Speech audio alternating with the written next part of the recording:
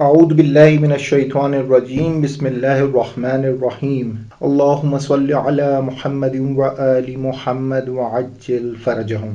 ناظرین، اپنے اسی موضوع کے ساتھ علم النفس مسلمان متفکرین کی نگاہ میں کہ اس سے پہلے درس میں ہم نے ڈسکس کیا تجرد نفس کو اور مجرد کے لغوی معنی کو بیان کیا۔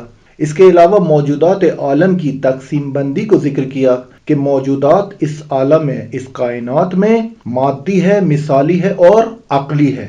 نفس کے غیر مادی ہونے پر عقلی دلائل دیے، تجربی دلائل دیے اور آیات اور روایات سے دلیل دے کر اس بات کو ثابت کرنے کی کوشش کی کہ سائیکالوجی نے نفس انسان کے بارے میں غفلت کا مظاہرہ کیا ہے اور مٹیریلزم نے ہر چیز کو جو مادی قرار دیا ہے، جبکہ خالق انسان کی ہدایت اور اسلامی منابع سے یہ بات ثابت ہے کہ نفس اور روح انسان مجرد ہے، غیر مادی ہے۔ اس کو ہم نے پچھلے درس میں ڈسکس کیا۔ آج ہم جس پر بحث کرنے جا رہے ہیں وہ یہ ہے کہ آیا یہ نفس انسان جس کو ہم نے اپنا موضوع قرار دیا ہے، یہ حادث ہے یا قدیم؟ یہ حادث اور قدیم یہ اصطلاحات فلسفی ہیں کہ اس کے معنی کو بیان کرتے ہیں کہ قدیم یعنی کیا؟ یہ جو نفس قدیم ہے یا نفس حادث ہے، اس کے معنی کیا ہے؟ قدیم یعنی نفس ہمیشہ سے ہے، ازل سے وجود رکھتا ہے نفس، اور حادث یعنی وجود میں آنے سے پہلے زمانی لحظات میں وجود نہیں رکھتا تھا، یہی نفس انسان۔ بس یہ حادث اور قدیم کے بہت زیادہ تکرار ہوں گی آج کے لیسن میں۔ اس کے معنی یہ ہے کہ ایک دفعہ اور اس کو تکرار کر دیں، نفس قدیم ہے یعنی کیا؟ نفس ہمیشہ سے ہے، ازل سے وجود رکھتا ہے، اور حادث کیا کہ پہلے وجود میں آنے سے پہلے زمانی لحظات میں وجود نہیں رکھتا تھا، حادث ہوا ہے، یعنی ایک اتفاق رونما ہوا ہے، اس اتفاق رونما ہونے کے سبب سے نفس وجود میں آیا ہے۔ اس کو کہتے ہیں فلسفی اصطلاح میں حادث اور قدیم ہونا۔ یہی جو حادث ہم کہہ رہے ہیں کہ نفس حادث ہے، یعنی جس موجود کا سابقہ عدم ہو اسے حدوث ذاتی سے تعبیر کرتے ہیں۔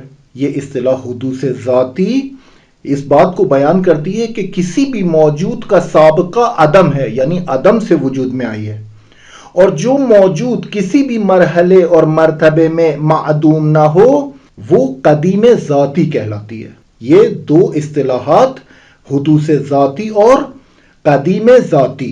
بعض اوقات اس طرح کے موضوعات میں موجود کے حادث ہونے کی بحث آتی ہے، جبکہ یہاں حدوث سے مراد حادث زمانی ہے، نہ حدوث ذاتی۔ یہاں پر ہم جو بحث کر رہے ہیں یہ اس حوالے سے بحث کر رہے ہیں کہ یہاں پر حدوث سے مراد کیا ہے؟ حادث زمانی ہے، یعنی ایک موجود خود وجود میں آنے سے پہلے زمانی کیفیت میں تھی مگر تحقق پیدا نہیں کیا تھا، اس کو کہتے ہیں حادث زمانی۔ اس کے مقابلے میں قدیم زمانی ہے، یعنی وہ موجود جو ہمیشہ سے ہے اور کوئی زمان اور کوئی لحظہ ایسا نہیں جس میں وہ وجود نہ رکھتی ہو۔ یہاں پر دو اصطلاحات اور اضافہ ہو گئی۔ یہاں پر ہم نے کہا کہ حادث زمانی اور قدیم زمانی۔ اب جب ہمارے پاس نفس انسان کی تقسیم بندی آ گئی تو سوال یہ پیدا ہوتا ہے کہ آیا نفس حادث ہے یا قدیم؟ اور اگر نفس حادث ہے تو حادث زمانی ہے یا حادث ذاتی؟ از نظر عقلی عزیزان اس بات میں کوئی شک نہیں کہ نفس حادث ہے، اسی پہلے معنی کی رو سے جو ہم نے بیان کیا، یعنی عدم سے وجود میں آئی ہے۔ دلیل کیا ہے؟ دلیل یہ ہے کہ موجودات کی فہرست میں صرف اور صرف وجود خداوند تبارک و تعالی ہے جو کبھی بھی عدم کی حالت میں نہیں رہا۔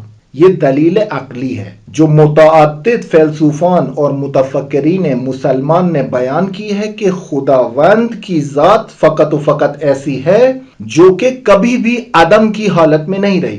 اسی لیے ہم کہہ رہے ہیں کہ نفس حادث ہے، نفس انسان حادث ہے۔ خدائے یکتا کی ذات، خدائے واحد و قدرت مند لا شریک لہ، خدائے محمد و علی جو باقی رہنے والی ذات ہے، اور اللہ تعالیٰ کے علاوہ ہر موجودات اپنے خالق کی وجہ سے وجود میں آئی ہے۔ بس سوال یہ ہے کہ نفس حادث زمانی ہے یا قدیم زمانی؟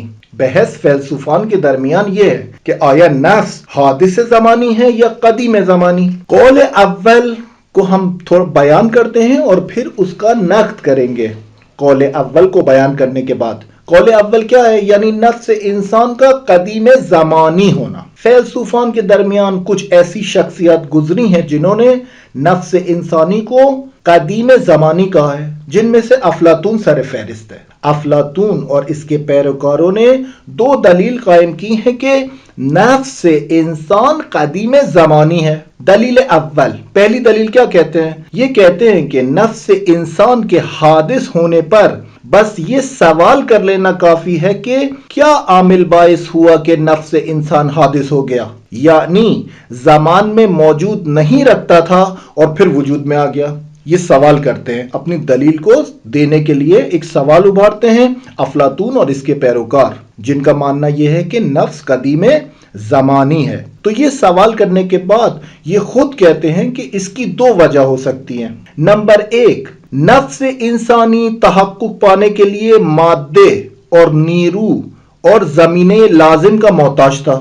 نمبر دو، نفس کو وجود میں لانے والی موجود کے پاس قدرت و توانائی نہیں تھی. یہ اپنی دلیل کو رکھنے کے بعد یہ دو وجہ بیان کرتے ہیں اور خود کہتے ہیں کہ پہلی صورت میں جہاں پر ہم نے کہا کہ نفس انسانی تحقق پیدا کرنے کے لیے مادے کا محتاج ہے، یہ پہلی صورت ہے اور اس میں لازم آئے گا کہ نفس انسانی مٹیریل سے تشبیہ دیں اس کو، جبکہ عقلی دلائل سے ثابت ہے کہ نفس مجرد اور غیر مادی ہے.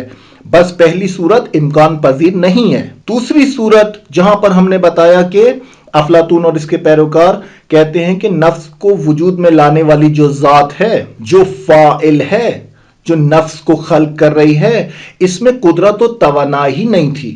تو یہاں پر دوسری صورت میں خالق نفس پر اور اس کی قدرت پر سوال اٹھے گا، کیونکہ عقلی دلائل سے ثابت ہے کہ خداوند کی قدرت لامحدود ہے.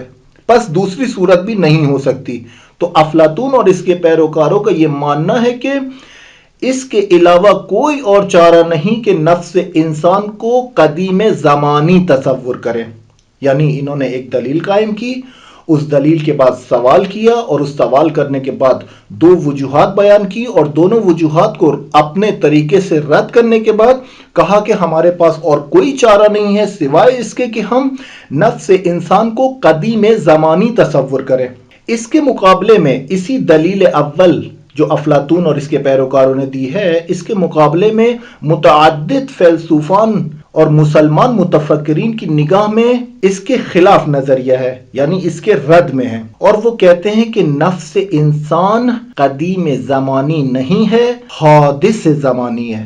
ان کے نزدیک نفس انسان کا غیر مادی ہونا اس بات کی نفی نہیں کرتا کہ نفس انسانی کا بدن سے رابطہ ہے. یہی رابطہ باعث بنتا ہے کہ نفس انسانی جو کہ غیر مادی ہے، ایک خاص زمان میں مادے لازم کے ذریعے حادث ہو اور وجود میں آ جائے. یہاں پر بیشتر فیلسوفان افلاطون کے مقابلے میں اور افلاطون کے نظریے کے مقابلے میں اپنے دلائل کے ذریعے یہ کہتے ہیں کہ ایسا نہیں ہے کہ آپ دو دلیل کو لا کر کہیں کہ نفس جو ہے وہ قدیم زمانی ہے. نہیں، نفس حادث زمانی ہے اور اس کا جو رابطہ ہے بدن کے ساتھ، وہ رابطہ باعث بنتا ہے کہ ایک چیز وجود میں آئے جو پہلے سے وجود میں نہیں تھی. دلیل دوم کیا دیتے ہیں افلاطون اور اس کے پیروکار کہ نفس انسان کا قدیمی ہونا ہے؟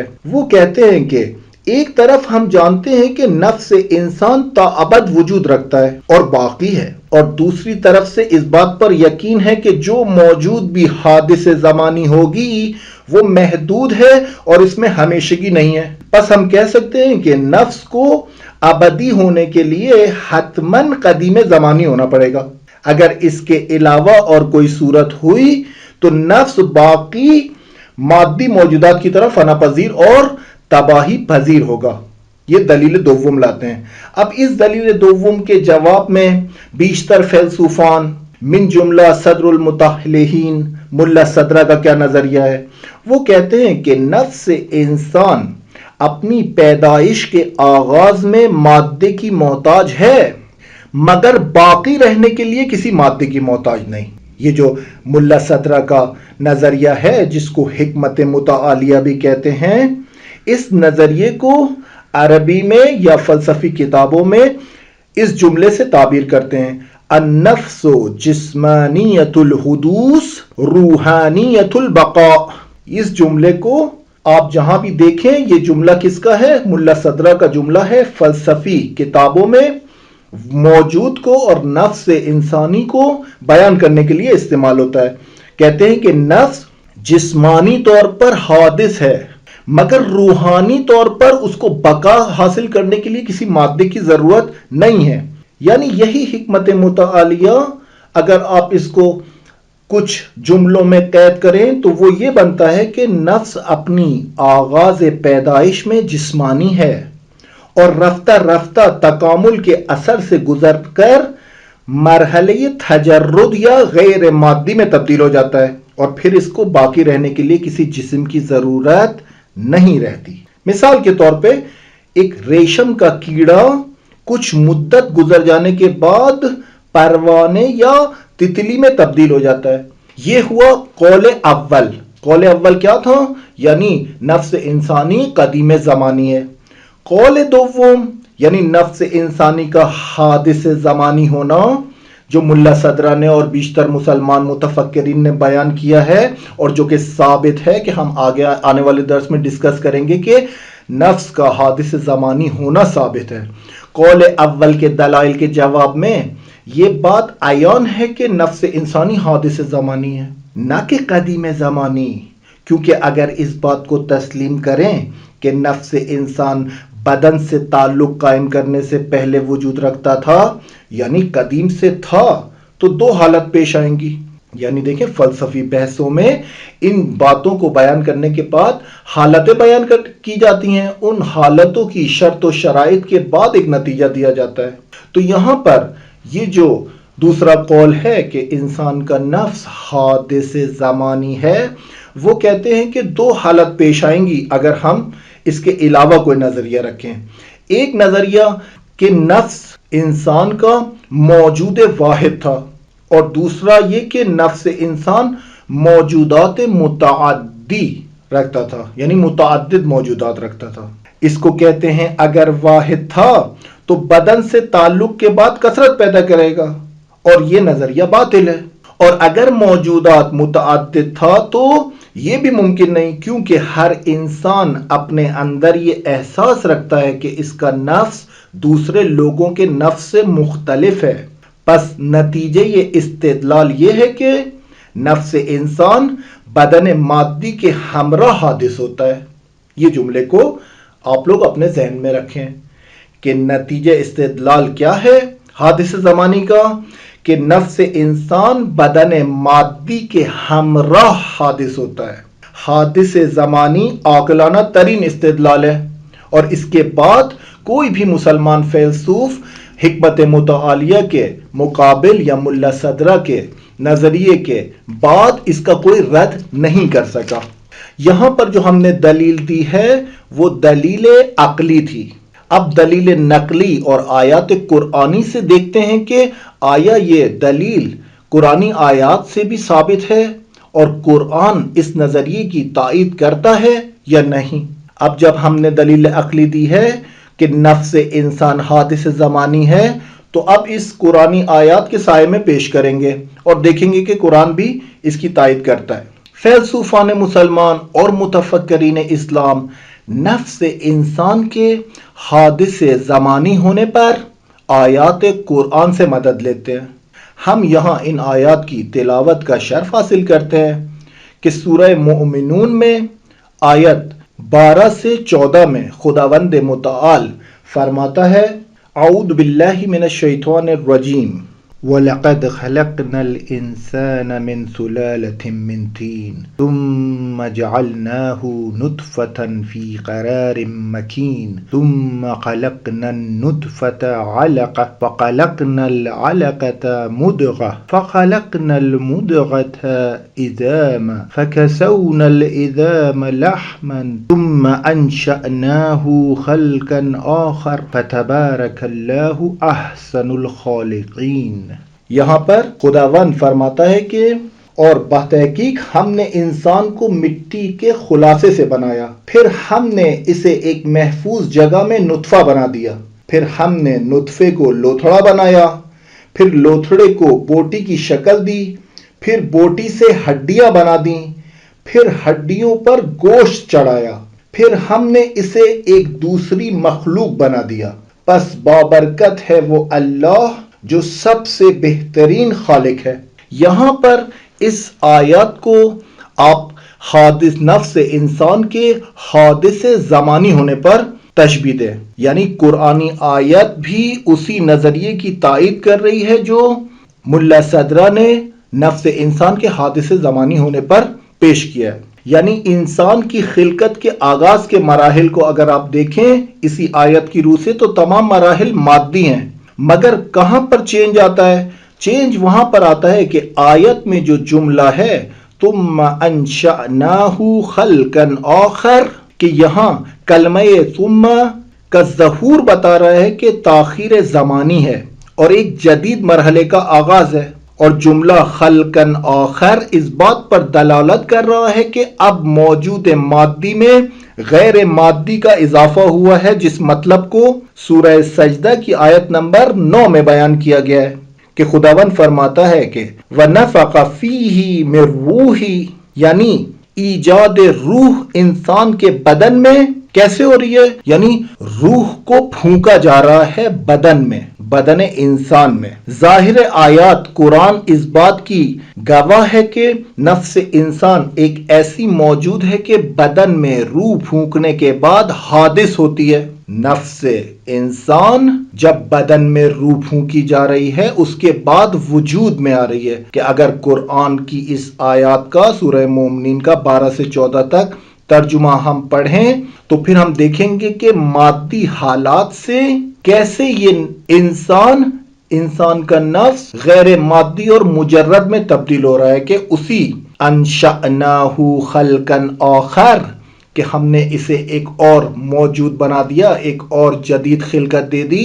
یہیں پر اس بات کا خلاصہ ہے کہ انسان کی نفس جو ہے وہ حادث زمانی ہے، نہ کہ قدیم زمانی۔ اگر ان جمع بندی کریں ان مطالب کو تو اس بات سے یہ ثابت ہے کہ پیدائش کے آغاز میں نفس انسان مادی تھا، اور آہستہ آہستہ رفتہ رفتہ وقت گزرنے کے ساتھ تکامل کے مرحلوں سے گزرنے کے بعد یہ نفس انسانی مجرد اور غیر مادی بنا ہے، اور جب یہ مجرد اور غیر مادی میں تبدیل ہوا ہے تو اس کو باقی رہنے کے لیے کسی بھی چیز کی ضرورت نہیں ہے، یہ باقی رہے گا، حالانکہ اس کو بدن کی اور مادے کی بھی ضرورت نہیں ہے، جس کو ہم نے بتایا کہ جسمانیت الحدوث روحانیت البقاء۔ آگے آنے والے درس میں ہم نفس اور بدن کے رابطے کو بیان کریں گے اور دیکھیں گے کہ یہ نفس اور بدن کا آپس میں رابطہ کس طرح سے ہے اور ہم اس سے کیا سبق حاصل کر سکتے ہیں۔ آج کے لیے اتنا ہی، وصلی اللہ علی محمد و آل محمد۔